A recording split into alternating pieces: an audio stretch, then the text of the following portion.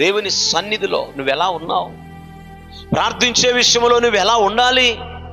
నీ మీదున్న, నీ కుటుంబం మీదున్న, నీ పిల్లల మీదున్న శాపము తొలగిపోయే విషయంలో నువ్వు ఎలా ఉండాలి?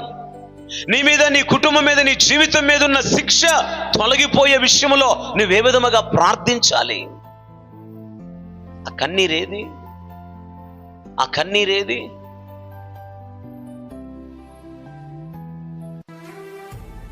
ఎవరితో నన్ను చెప్పుకునేటప్పుడు మనుషుల దగ్గర కన్నీరు విడుస్తూ ఉంటారు. ఏం చేద్దాం, నా పరిస్థితి ఎలా అయింది, నా కుటుంబం పరిస్థితి ఎలా అయింది, నా పిల్లల పరిస్థితి ఎలా అయిందని చెప్పుకుంటు మనుషుల దగ్గర కన్నీరు విడవటం ప్రయోజనం లేదు.